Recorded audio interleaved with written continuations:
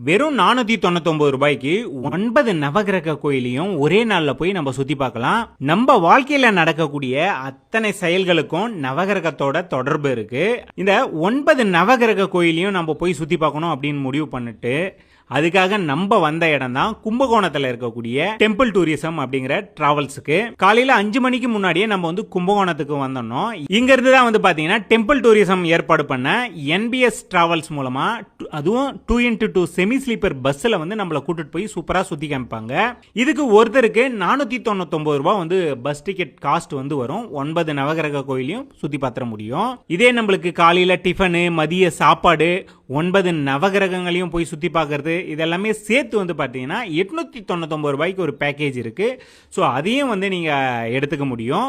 இதில் நம்ம முன்கூட்டியே வந்துட்டோம் அப்படின்னா நம்ம ரெஃப்ரெஷ்மெண்ட் ஆகிறதுக்கு ரூமு, நம்மளுடைய ஓன் கார்லேயோ வெஹிக்கிள்லையோ வரோம் அப்படின்னா அதை பார்க் பண்ணுறதுக்கான இடம்னு சொல்லிட்டு இந்த பேக்கேஜில் வந்துடும். செமி ஸ்லீப்பர் பஸ்ஸில் ஏறி உட்கார்ந்ததுமே நம்மளுக்கு பார்த்தீங்கன்னா டெம்பிள் டூரிசம் சார்பில் ஒரு மஞ்சப்பை கொடுப்பாங்க. அதில் ஒரு ஐடி கார்டு, திருநீர் சேமிச்சு வைக்கிறதுக்கான கவரு, நவகிரக கோயில் பத்தின சிறப்புகள், வாட்டர் பாட்டில், பிஸ்கெட்னு சொல்லிட்டு பக்காவா நம்மளுக்கு கொடுத்துருவாங்க.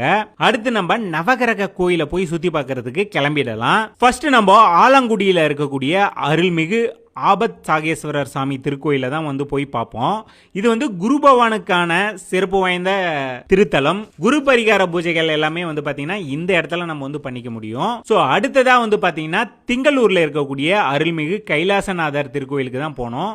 இங்க பாத்தீங்கன்னா சந்திரனால் ஏற்படக்கூடிய அந்த தீங்கு விலகவும் அதுக்கான பரிகாரங்கள் பண்றதுக்கான சன்னதியும் இந்த இடத்துல இருக்கு. நம்ம 899 ரூபாய் அந்த பேக்கேஜில் வந்தோம் அப்படின்னா காலையில டிஃபன் இதே கோயிலே கொடுத்துருவாங்க. ஸோ காலையில இட்லி, வடை, பொங்கல், சட்னி, சாம்பார்னு ஒரு பேக்கேஜா நம்மளுக்கு கொடுத்துருவாங்க. அங்கேயே உட்காந்து நம்ம சாப்பிட்டு அடுத்த கோயிலை பார்க்கலாம் அப்படின்னு சொல்லிட்டு கிளம்பிட்டோம். அடுத்ததா பாத்தீங்கன்னா திருநாகேஸ்வரத்தில் இருக்கக்கூடிய அருள்மிகு நாகநாத சுவாமி திருக்கோயிலுக்கு தான் வந்திருக்கோம். இது ராகு பகவானுக்கான ஒரு பரிகார ஸ்தலம்னே நம்ம சொல்லலாம். இந்த இடத்துல ராகுவால் ஏற்படக்கூடிய அந்த தோஷங்கள் விலகிறதுக்கான பரிகாரங்கள் அத்தனையும் பண்ணக்கூடிய இடம்.